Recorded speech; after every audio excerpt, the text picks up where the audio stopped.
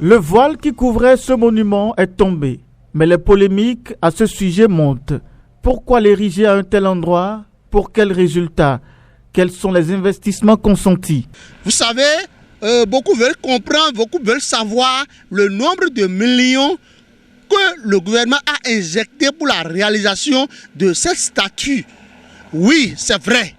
Le gouvernement doit nous donner des explications.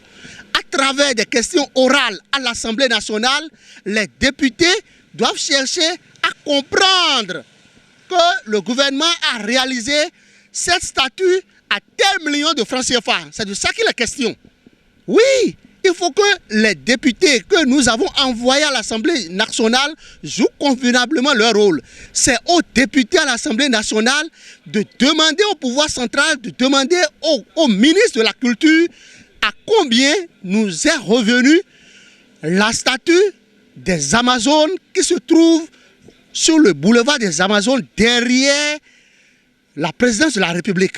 Ce promoteur de chaînes hôtelières estime que malgré tout, on doit faire confiance au gouvernement et ne pas chercher à trop comprendre. Les vraies analyses pour le développement d'un pays, ce n'est pas les citoyens lambda que vous êtes en train de dire là, qui détiennent le secret, qui détiennent l'économie, qui détiennent, que je dirige, les voies et moyens, la technique, la réflexion, la vision de cela. Donc le citoyen lambda ne peut pas, pour le moment, donner une version réelle du projet de ce gouvernement.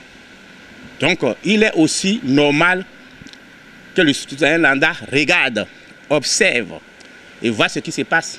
Et je pense que nous irons au bon port avec ce gouvernement-là. L'autre objet de débat autour de la question, c'est la dénomination que porte ce monument dit des Amazones. Pour cette admiratrice de cette gigantesque œuvre architecturale de 30 mètres de hauteur, hors tout, les femmes sont à l'honneur. Je l'ai vivement apprécié, moi, parce que ça nous rend hommage. Surtout à nous, les femmes, qui nous battons. Depuis des luxes, cela nous rassure. Cela nous prouve qu'on n'est pas oublié. Quoi qu'en sera la qualité de ces statues, nous, femmes, Amazon, nous l'approuvons. Personnellement, moi je l'approuve. Parce que c'est une manière de féliciter davantage les femmes pour le combat que nous menons. C'est une manière de dire aux femmes que nous vous soutenons. C'est une manière de dire aux femmes que les guerrières de l'or ne sont pas oubliées. Parce qu'on a connu des guerrières. On a connu des Amazones, on a connu en son ensemble ce que cela signifie. Même si on n'a pas vécu, nous sommes en train, nous femmes, guerrières, je peux dire femmes Amazones de l'ère moderne, nous sommes en train de mettre nos pieds dans les pieds de ces Amazones que nous vénérons, que nous respectons et que nous voulons suivre. Moi, ce que j'ai suivi à la télé et le ministre de la Culture a parlé à la télé, ce qu'il a dit, il est en train de dire qu'il n'a pas fait l'Amazone d'Abomey et non aussi Tassi Rangbe, on a fait l'Amazone au nom de toutes les femmes battantes du Bénin.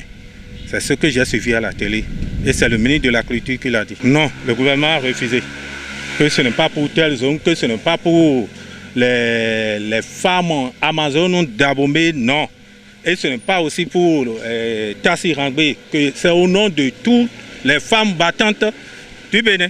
Il faut souligner que l'unique et principale voie qui donne accès à ce monument est fermée jusqu'en août pour des travaux d'installation d'une tribune en plein cœur de la route, en prélude sans doute au 62e anniversaire de l'accession du Bénin à la souveraineté internationale.